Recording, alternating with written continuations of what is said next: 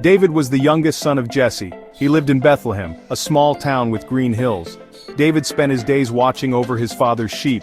He was a good shepherd, kind and brave. He protected his sheep from lions and bears. When the sun set, David would play his harp. He made beautiful music. The music echoed through the hills. David sang about God, the shepherd who watches over us all. David loved his life as a shepherd. He was happy and content. Little did he know God had a special plan for him. David's life was about to change. He was going to leave the quiet hills of Bethlehem. He was going to become a leader, a king, chosen by God.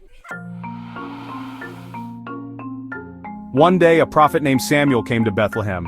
God had given Samuel an important task. He was to anoint the next king of Israel. God had chosen David. Samuel went to Jesse's house. He met David's older brothers. They were strong and tall. Samuel thought one of them must be the future king. But God told Samuel, "Do not look at his appearance or his height. I have rejected him." The Lord does not look at the things people look at. People look at the outward appearance, but the Lord looks at the heart.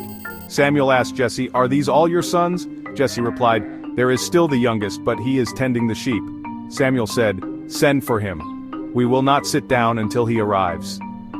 David came in from the fields. He was young and handsome, with kind eyes. God said to Samuel, "Rise and anoint him, this is the one." Samuel took the horn of oil and anointed David in the presence of his brothers, and the Spirit of the Lord rushed upon David from that day forward.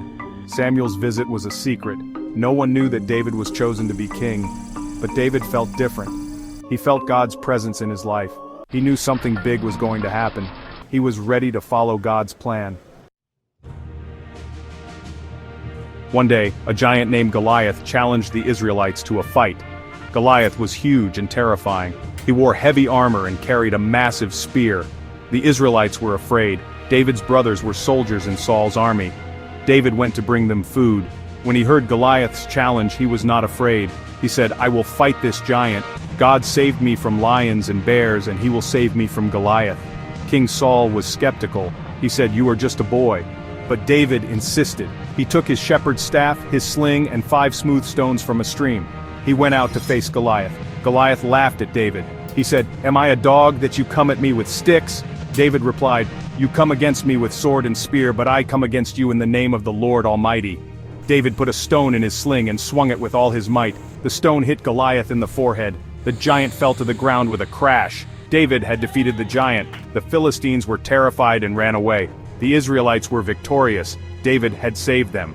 David's courage came from his faith in God. He knew that with God, even a shepherd boy could defeat a giant. This victory made David a hero. People sang songs about his courage. They knew that God was with him.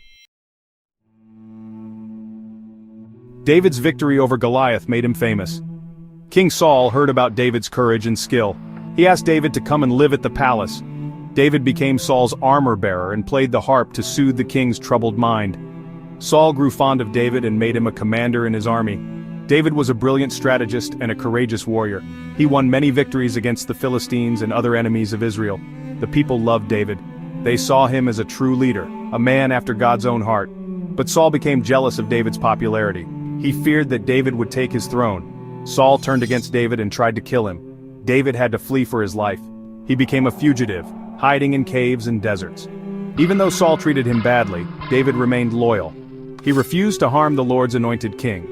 David's time with Saul was a time of testing and growth. He learned the qualities of a good leader: courage, humility, and justice.